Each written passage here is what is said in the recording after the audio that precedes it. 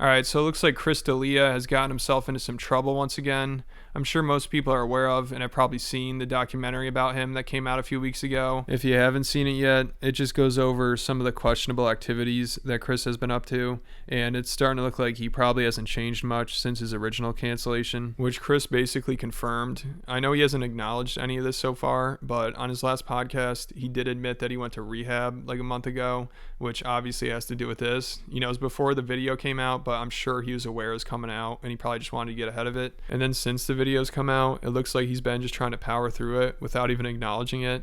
So he's continued his podcast. You know, he had his wife on a couple times, which was really awkward. I think he's still just trying to play up the family man angle. And, you know, he talked about going to rehab. So it looks like he's just hoping that his fans don't trust the video or don't see it or don't care about it, or they're just going to trust that he's going to change now, which I don't know. I mean, people already gave him a second chance after all the original stuff. You know, he took like a 6-month break, I think.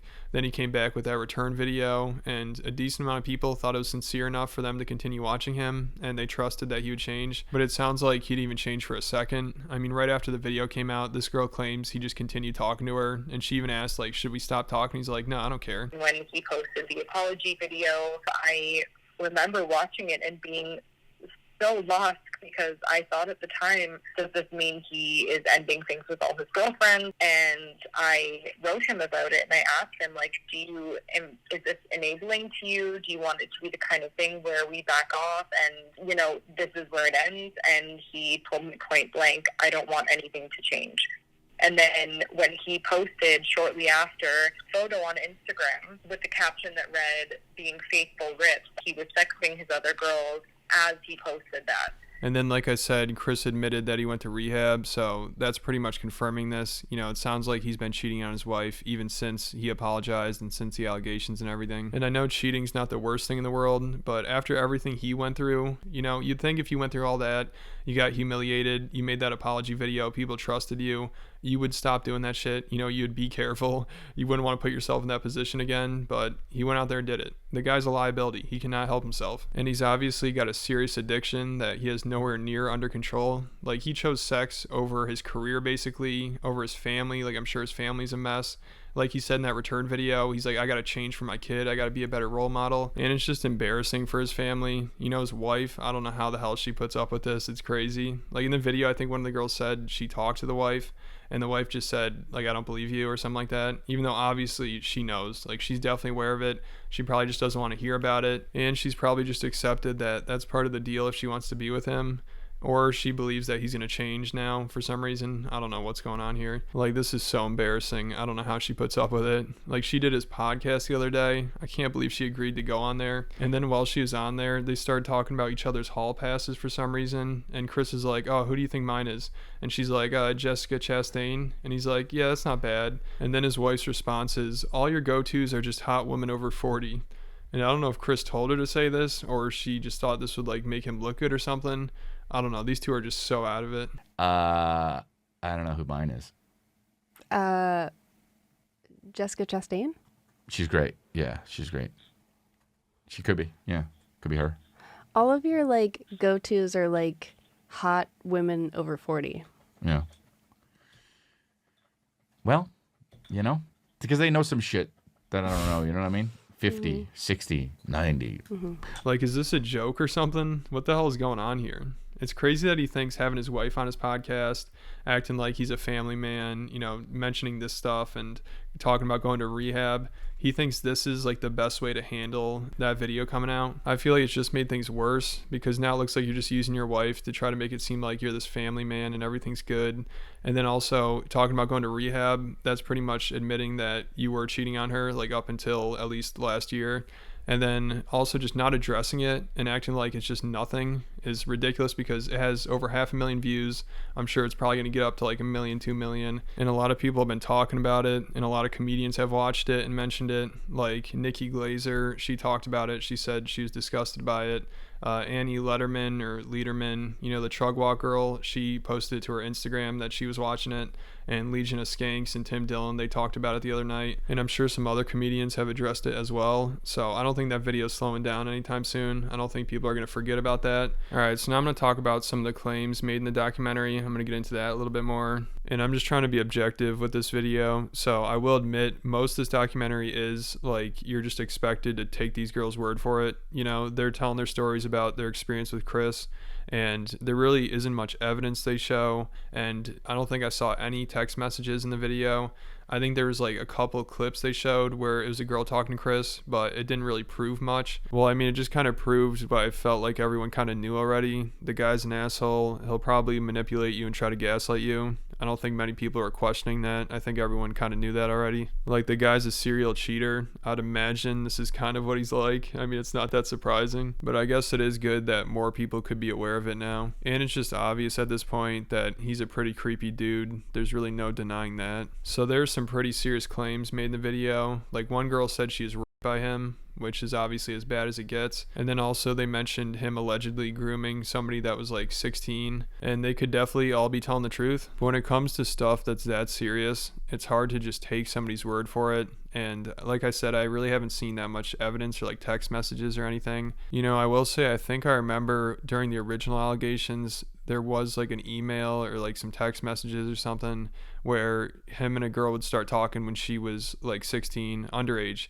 And then once she turned of age, then she would reach out to him or he would reach out to her. I think he allegedly did that. I think I remember seeing something about that. So if that's true, I mean, that's pretty bad. And I think that might be considered grooming. But I don't think any of that was in the documentary. You know, I think they mentioned like an underage girl talking to him, but I don't remember seeing any text messages or emails. It was mostly just like, hey, you got to take their word for it. But either way, it's pretty clear the guy likes girls that are just barely legal. You know, even if he's not breaking the law, he's getting pretty close to it. And also, he's very manipulative, and he definitely likes to have control over girls, and he's definitely got some kind of domination fetish. And that sounds like a pretty bad combination right there. So I'd advise any girl to not hang around him. You know, I'd say that's probably not the best idea. So now I want to talk about part of the video that can actually be like proven. You know, these girls, they actually got tattoos of Chris's initials on them. I guess he convinced them to do that.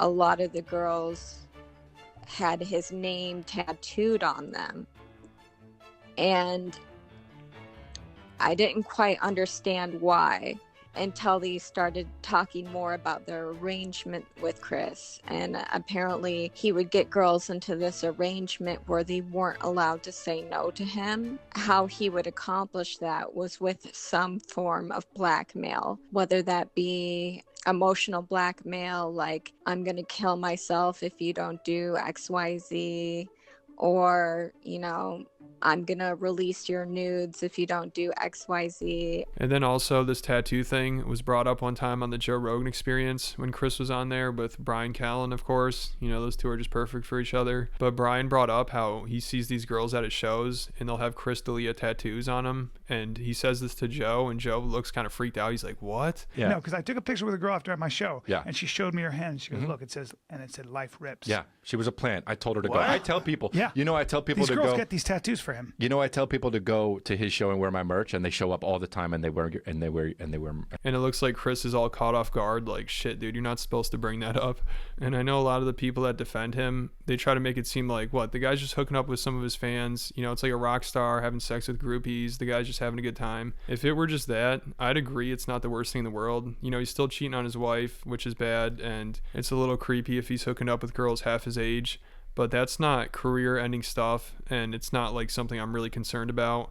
But if you're doing this kind of stuff, you know, this isn't just a hookup. If it was just a hookup, all right, whatever. You know, that's what movie stars, actors, comedians, they do that kind of thing. That's not surprising. But there's a lot more to it than that. Like, it doesn't seem like it's just a hookup to him. It seems like he wants to have some kind of control over them. Like, convincing a bunch of younger girls to get a tattoo of your initials or your saying or your name or whatever, that is some pretty weird behavior. And then it sounds like he's probably telling them what they can and can't do, and he doesn't want them disobeying him. And I mean, just look at that guy. He looks like he's hiding something. He looks like he's up to some weird, creepy shit. He's like a villain in a superhero movie or something. Like, I remember in the documentary, a girl's like, yeah, one night I was at his hotel room, and he looked at me, and he had this deranged look in his eye. And I'm like, well, yeah, is there any moment when he doesn't have a deranged look in his eye? I mean, it's Chris D'Elia. The guy's a lunatic. Like, all the signs are there with this guy. He's not even trying to hide it, you know? He looks the part. He got a shitty neck tattoo at 40 years old that says 40, and he refers to his fans as babies, and he's always talking about how he wants to start a cult, and then he's hooking up with these young girls, and then he's telling them to get tattoos for him,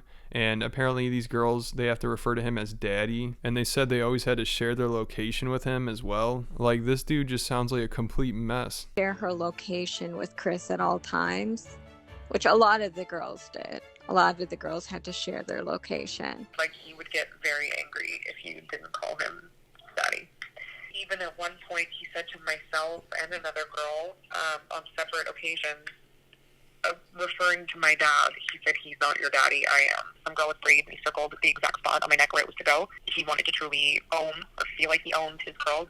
So 2 months after he first mentioned it, I'd say, that I got the tattoo. I was in LA at that point. I had flown out of Santa Ana because I was supposed to meet with another one of his girls that he wanted me to live with. And last minute she bailed. That was his big dream, was to have at least a couple of his girls live together, basically have a harem. I'm looking to create one. Okay. Right. You know what I mean? Yeah. I'm just trying to get a cult, man, for real. Because I'm not in the podcast business. Yeah, you are. I have a cult, and it's a cult, and Chris, and I am, and I am, can't and we admit are. to that. And That we are- picture looks like a cult It leader. does, doesn't it, dude? I admit I pissed on 14-year-olds brown. That's it. Credits. I admit I had a sex cult. Brown. That's it. By the way, I don't think that's that bad. I'm trying to get one. Now, every time I go out and I do another city, there are more and more babies there. And this is the time to push it further than ever, to get these people part of the cult. If you can get like that, that's ultimate enlightenment, and that's why this is a fucking cult. I don't do a podcast. I have a cult. That's what it is. I want true believers of the hedonistic lifestyle. And I want people who are going to help spread the word and build this cult. You're a cult extra leader. shit. I'm a cult leader. You're babies. Right? Yeah, exactly. This is how we test the cult. They know if fuck daddy's coming to town, you go to the shows, bro. And I told them this is a cult, and they all cheered. So it's not a very good look if you're always talking about starting a cult and you have that on your merch and the name of your channel is Super Cult, and then you're talking to all these very young, impressionable girls and you're telling them to get tattoos of your initials and stuff. Hearing all that, it doesn't seem too crazy to think that maybe he did want to start a sex cult. At the time, he would joke about things on his podcast or frame it as a joke, and he was dead serious about like his cult. Like, he legitimately wanted it to be like a cult. Like, he wanted to have us living together, and I'm using air quotes, serving him and worshiping him, and it seemed like such a fantasy-driven thing at the time because it was very hypothetical. Like, oh, it would be so lovely to have his girls living together, one to suck him, one to feed him, one to clean him, that type of thing, so that everybody kind of had a job that serviced him. And so it stayed fantasy for a while until he started to really push me living with one of his girls so that he could come over and do as he pleased with either of us. I think it was just a step closer to this really, really legitimate idea of having a cult. And I think that's how he felt. Like, he was running his own little sex cult. So thankfully, I was never a fan of Chris D'Elia's, but if I was, I'd probably be like, all right, this is enough. Especially if you're somebody who already gave him a second chance. Like, if you already listened to his first apology and he's like, yeah, I'm going to change. I'm sorry. I got to do better. And a lot of people thought he was sincere. A lot of people believed it. It was a decent video.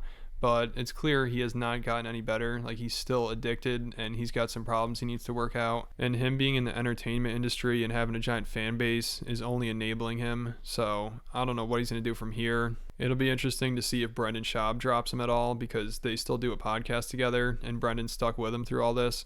And he's pretty much like the only comedian that's done that. But unfortunately, I think Brendan needs Chris more than Chris needs Brendan. Like, especially after Theo left. And Theo made the right move, obviously, getting out of that mess. That was really smart of him. But I'd imagine there's probably some pressure on Brendan to stop associating with Chris, even though I think Brendan's probably just like, dude, I don't even care at this point. I have nothing to lose. But I'd imagine Joe or like somebody bigger is probably like, dude, the guy's a liability. You got to get rid of him. This is just a bad look for all of us. And then also I'm wondering if Chris is going to address this video at all, or if he's just going to try to move past it. I feel like he'll probably have to respond to it because there were some serious claims made in that video, and the video's got over 500,000 views. A lot of people are talking about it. A lot of comedians are talking about it. And I feel like if he wants to have any career after this, he's probably going to have to give his side of it, and he'll probably have to go get some serious help. And somebody on his Reddit I saw asked the question, like, what do you think Chris should do? And he's like, I wish Chris would just make a video addressing everything. And somebody responded, they said he's not going to do that basically because news headlines like the next day would read, disgraced comedian Chris D'Elia responds to scathing sexual misconduct allegations. Yeah, no thanks. But I mean, is that any different than the headlines right now? I mean, if you search his name, they all are talking about the allegations. It's not like this is a secret, and if he talks about it, then, oh, everyone knows about it now. Everyone's going to know about it anyways. So, I don't know. I feel like the best move for him would be to address it. And, you know, most of the stuff in that video, like I said, is hearsay. So if he addressed it, came with some receipts, and tried to make the video look like a hit piece or something, maybe he could somehow manage to win people over. But, you know, either way, I think the guy needs to get some serious help. Like, if I were a fan of his, I'd definitely stop supporting him. It's clearly not good for him to be doing that podcast and doing comedy and everything and having people support him. It's only going to make his addiction worse. And like I said, his fans already gave him a second chance. People trusted him and believed he changed, but it doesn't seem like he did. It seems like he's still in the same spot. So that's about it for this video. Thanks for watching. Make sure to leave me a comment. Let me know what you think about all this. And then hit the like button, hit the subscribe button, and I'll catch you at the next video.